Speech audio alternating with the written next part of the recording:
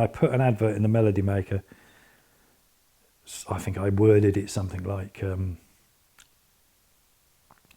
multi-instrumentalist, you know. So it was a bit of a ploy really, but I mean I played keyboards and I played wind instruments, and I was just that sort of person that loved picking up anything that was different. And I got this call from this band who was signed to CBS, you know. I thought, well, that's a good start. And they were called Steamhammer. And I went up and interviewed with them. They said, oh, yeah, we really like what you do, but we're just going off on tour to Germany next week. I thought, oh, no, not back to Germany again.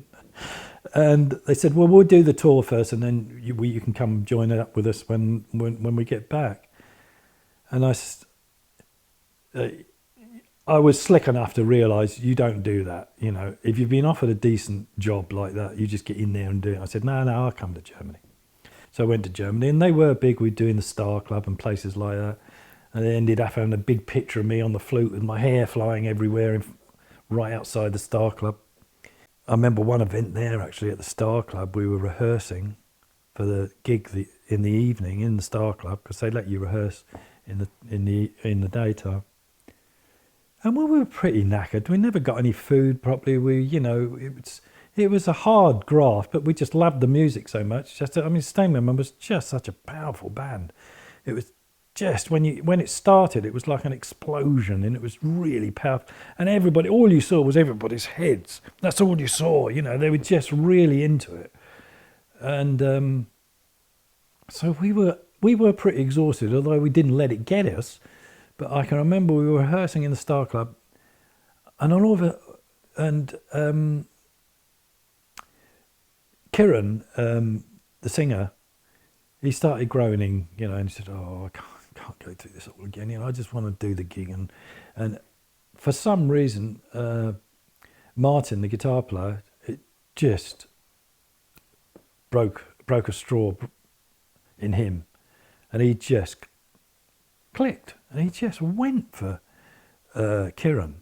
And it's such strange, because Martin is a really unviolent guy. He's a really calm, nice guy. And Kieran, even more so, just a real gentle guy. Well, we're all gentle hippies in a way, you know. And something just snapped in him, and he just went for him, laying in blows, and we had to pull him apart.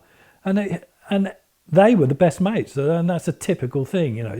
It's the closest people that sort of, the violence gets even higher, because they feel they're being let down even more, you know. And I just remember taking Kieran off to a coffee shop somewhere and sort of trying to calm him down. You know, I mean, just all the bristles were it's just weird. I mean, by the evening it'd all been forgotten. But it was a strange little period. So we were playing every night all through Germany. You know, we'd be in Germany one night and England the next night, you know, France the next night. You know, we were in the van all the time. We shared a flat in Notting Hill Gate, just alongside Portobello Road. And so, you know, sometimes we'd get back there for the hole in the wall, which was open all night. I remember just next to Portobello Road, and they used to sell burgers through this hole in the wall, you know. So we'd always try and get there before it closed at 5 o'clock in the morning or something. And then we'd get a bit of kip and off to the next one. Well, you know, we were offered Hyde Park with the Stones. And stupidly of me, I said, no, we're not going to do it. I'd just like to go to Hyde Park and just watch it. I need a rest, you know. So I always remember walking up to Hyde Park with Steve, the bass player. And Steve was a big sort of hunky bloke, you know, typical solid bass player, fantastic. I mean, him and the drummer, who played a double bass pedals, so very powerful. The two of them together, it just took off. But Steve was on another planet, and as we were walking to Hyde Park, he was sort of looking up in the air, and he was sort of looking at the clouds all the time. I said, Steve, you know, what's the problem? What do you keep looking up into the sky for? As we're walking along, you know. He said, oh, well, it's much nicer up there than here. I don't like it down there. It's much nicer in the sky. it's like he was on something all the time. But he was a lovely guy. So a real natural, you know, kind-hearted guy. He'd left school at 13 and he'd done nothing but play in bands, you know. And then he was about 18, I think, 17, 18, and, you know, I was about the same, 18, 19, I think. And I can remember getting up to Hyde Park and watching it, you know, wondering, sort of sitting by the trees there and coming back. And then I started getting into writing the songs and things, and I wrote one on the little old broken down piano we had in the flat, which CBS released, and it went straight to the #1 in France. So the next thing we knew, we were off to France playing in TV studios, and one recently that's just come up on the internet, which shows us doing that actual song. I can't remember what it's called. I think it was Autumn Song. And there's these two people sitting by my feet, you know. I had no idea who they were, and I showed it to a friend of mine. He said, oh, that's Jane Birkin. I said, who's Jane Birkin? And Jane Birkin was the one, of course, that did the Love song, Je t'aime, you know, with all the sexy voice. And the guy next to her was the director, whose name I always forget, but he's very well known as well. And they were just there being part of, you know, this was the new thing.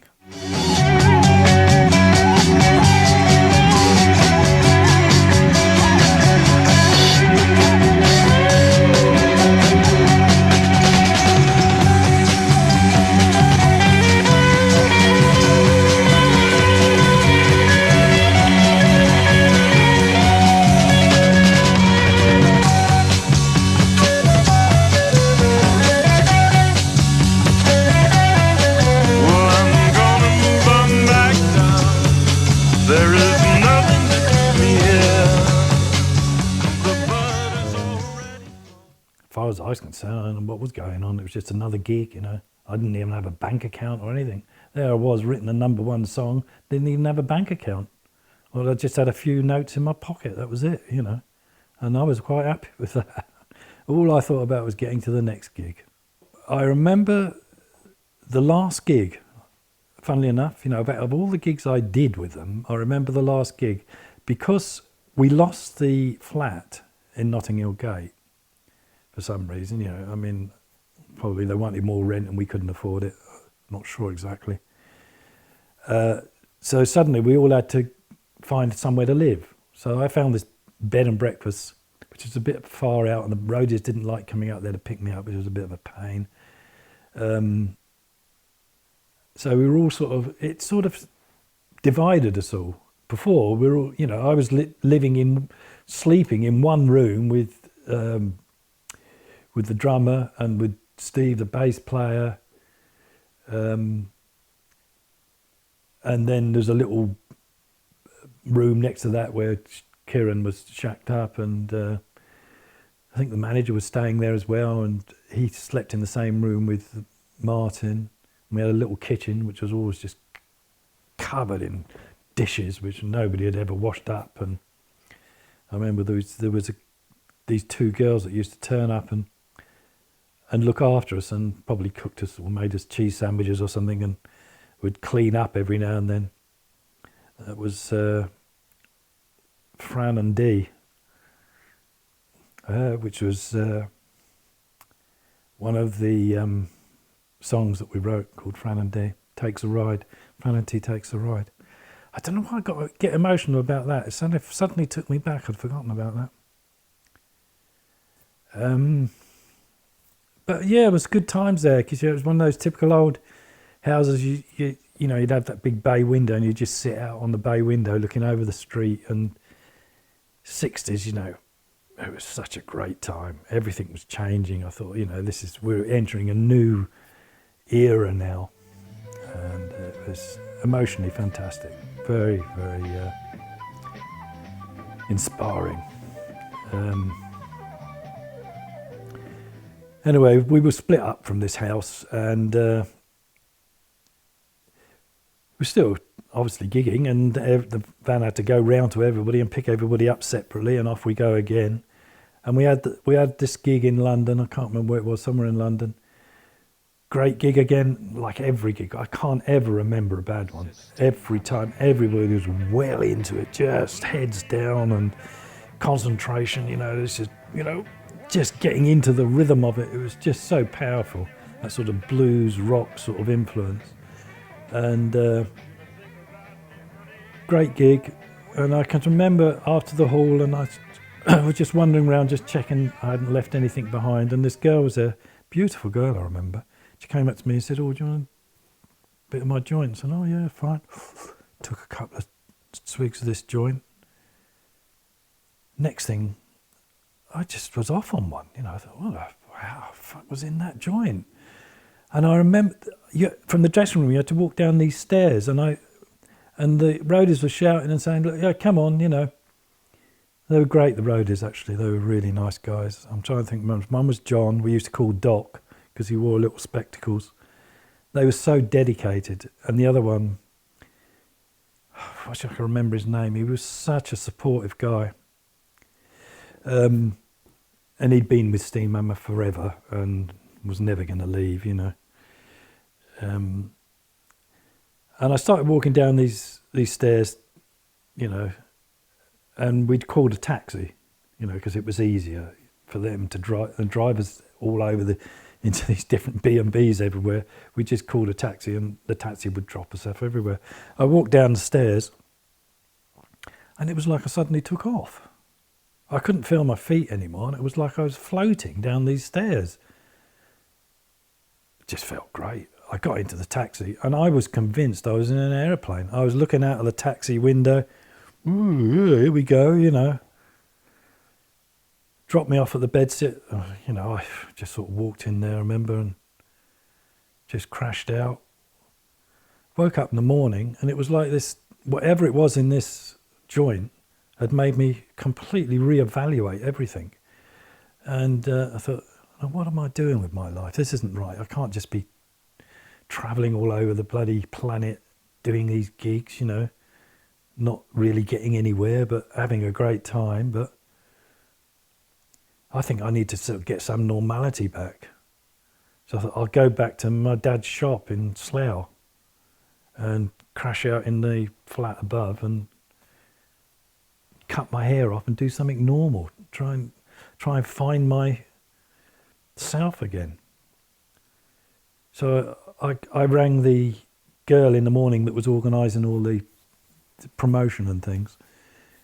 I said, "Look, I've had enough. I'm going." She said, "What do you mean you're going? We're off to Germany in the morning." I said, "No, sorry. You just have to tell them it's over. I can't do it anymore." It was like a sort of life and death decision. I've just got to get normality. I don't even know who I am anymore.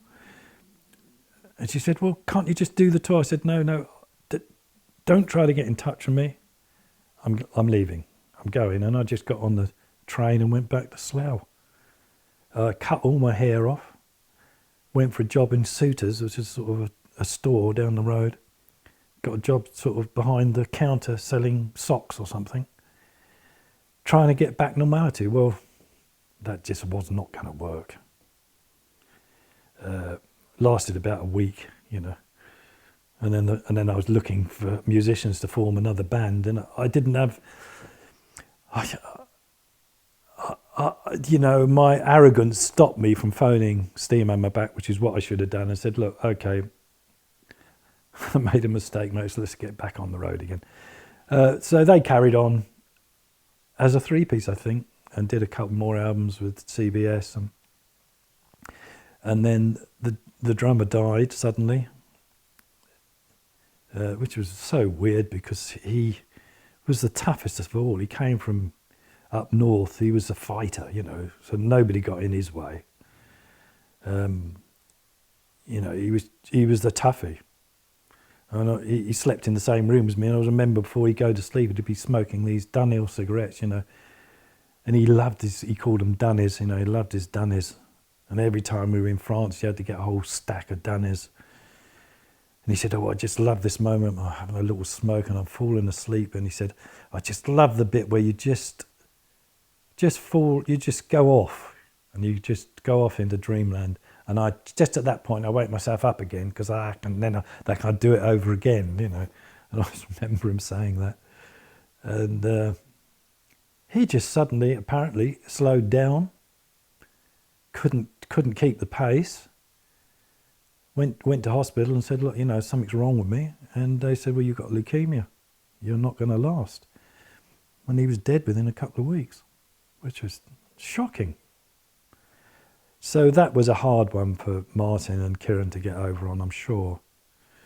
But they kept going for a bit after that, and then it just folded.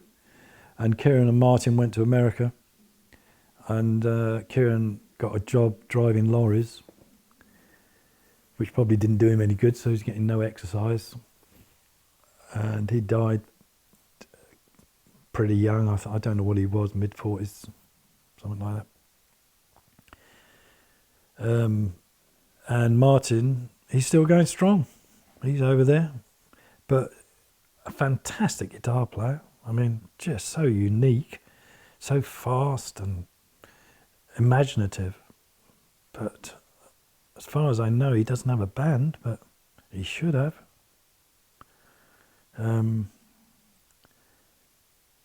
Still popular. Steamhammer is still a strong name. There's still a strong following for it. And listening to the albums now, they still stand up, which is incredible, really. I remember actually seeing my Mark II, which was the one I did, the last one I did when I left. There was a band called the Four Pennies, and one of them came and produced it. I think he did a good job as well. I think partly him being there producing it made a difference. Otherwise, we'd all have been sticking our fingers in it, and it would have ended up in an improvised mess, I expect. But good band. I'm proud to have been part of it.